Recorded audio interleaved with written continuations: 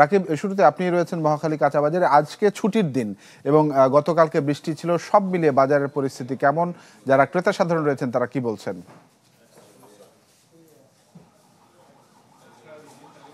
রাকিব, দর্শক, রাকিব সম্ভবত আমাকে স্পষ্ট শুনতে পাচ্ছে না। বাদল, আপনার কাছে একটু জানতে চাই, গোপালগঞ্জের আজকের কাঁচা বাজার সহ অন্যান্য যে সকল পণ্য রয়েছে সেগুলোর পরিস্থিতি কেমন?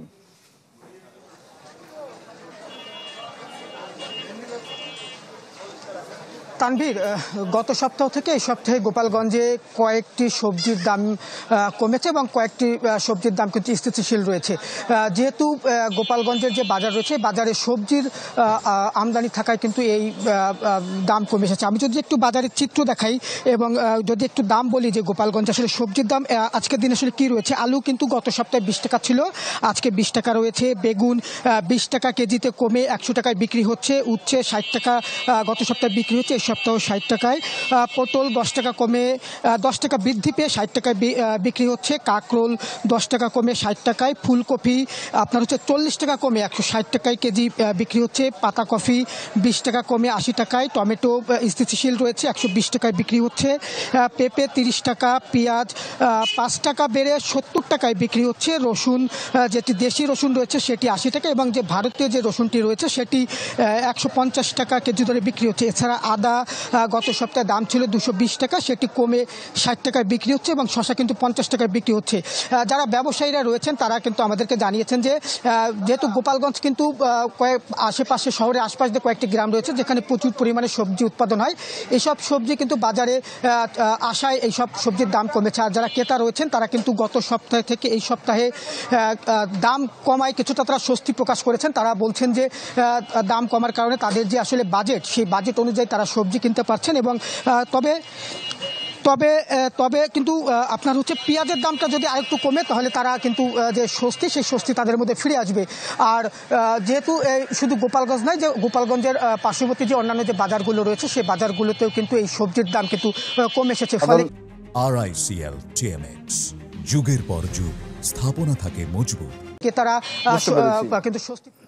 ধন্যবাদ আপনাকে আমাদের সঙ্গে যুক্ত হওয়ার জন্য। আনোয়ার, গতকাল আমি রাজধানীতে আমার বাজারের যে অভিজ্ঞতা সেটি আপনার কাছে তুলে ধরতে চাই। 120 টাকা করে আমি গতকালকে বেগুন কিনেছি। চাঁপাইনবাবগঞ্জে কাঁচা বাজারের যে পরিস্থিতি, যে চিত্রটি, সেটি আসলে কেমন এবং দামের তারতম্যগুলো আসলে কতটুকু পার্থক্য করে দিচ্ছে শহর এবং চাঁপাইনবাবগঞ্জের মধ্যে, সেটি যদি আমাদের একটু জানান। হ্যাঁ তানভীর, আসলে মাস দুয়েক ধরেই চাঁপাইনবাবগঞ্জের বাজারে সবজির দাম ঊর্ধ্বমুখী, দাম কমার কোনো লক্ষণ নেই। বরং ক্রেতারা বলছেন যে মৌসুম নয় বা বৃষ্টিতে ফসল নষ্ট, এই অজুহাতে বিক্রেতারা লাগামহীন দাম ধরে রেখেছেন। বাজারে এখন শুধু আলু, পেঁপে, পটল আর কচু ছাড়া প্রায় সব সবজির দামই 60 থেকে 180 টাকার ঘরে।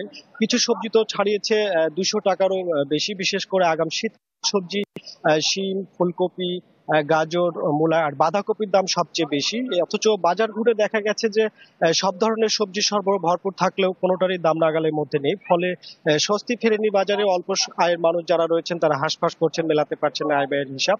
এছাড়া ক্রেতারা বলছেন যে পাইকারি থেকে খুচরা পর্যায়ে দামের ব্যবধান তৈরি করে কৃত্রিম সংকট দেখে বাড়তি মুনাফা করছে ব্যবসায়ীরা।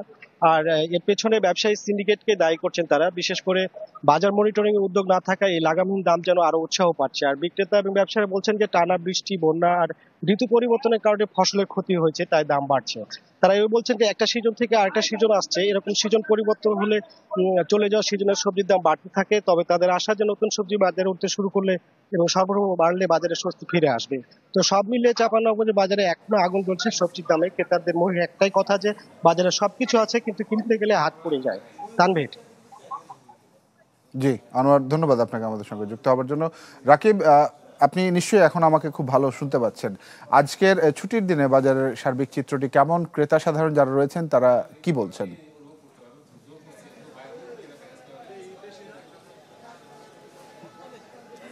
দেখুন তানভীর, আমার ঢাকার বাইরে থেকে সহকর্মীরা জানাচ্ছিলেন যে আসলে মাছ মাংস থেকে শুরু করে একদম শাকসবজি পর্যন্ত সবকিছুর দামই এখন সাধারণ মানুষের মোটামুটি নাগালের বাইরে বলা যায়। এবং এই নাগালের বাইরে। এই কারণে সাধারণ ভোক্তারা বলছেন যে তাদের আয়ের সঙ্গে আসলে এই যে নিত্যপণ্যের যে ঊর্ধ্বগতি সেটার সামঞ্জস্য তারা পাচ্ছেন না, যেজন্য তাদের কষ্ট হচ্ছে এবং তাদের কাছে এটাই একমাত্র কষ্টের জায়গা যে তাদের আয়ের সঙ্গে ব্যয়ের হিসাব না মেলার কারণে তারা বাজার নিয়ে সবসময় অস্থির থাকতে হয়।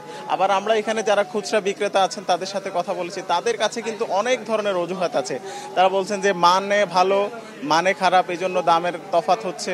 বাজার থেকে এক বাজার থেকে, যেমন মহাখালী কাঁচা বাজারে এখন যেই 190 টাকায় ব্রয়লার মুরগি বিক্রি হচ্ছে, আবার কারণ বাজারে সেটি 170 থেকে 180 টাকায় বিক্রি হচ্ছে। একইভাবে সবজির দামও কিন্তু উঠানামা করছে মানের কারণে, এবং হচ্ছে এখানকার যে ব্যবসায়ীরা আছেন তারা বলছেন যে সরবরাহ ঘাটতি। আমরা বাজারে আসলে সব ধরনের পণ্যের সরবরাহ দেখতে পাচ্ছি, কিন্তু তারা ঘাটতি বলছে, কিন্তু সেটা আদৌ ঘাটতি আছে কিনা সেটা আমরা যে বাজার মনিটরিং সংস্থাগুলো আছে সরকারের, তারা কিন্তু সেই তথ্য আমাদেরকে দিতে পারছে না যে আসলে বাজারে কোনো ধরনের পণ্যের ঘাটতি আছে কিনা।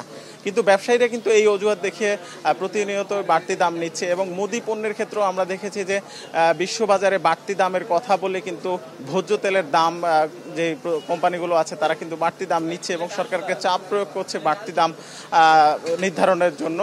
তো সব মিলিয়ে বলা যাচ্ছে যে বাজার মনিটরিং ব্যবস্থাটা যদি জোরদার করা যায় তাহলে কিন্তু বাজারে এই যে সরবরাহ ঘাটতি আছে না সরবরাহ ঠিক আছে এটা নিশ্চিত হওয়া যাবে, এবং সেক্ষেত্রে ব্যবসায়ীরা কিন্তু বাড়তি মুনাফা করার সুযোগ পাবে না, এবং যারা কষ্টে আছে নিম্ন আয়ের মধ্য সীমিত আয়ের মানুষ তারা কিন্তু একটা স্বস্তি পাবে বাজারে জিনিসপত্রের দামে।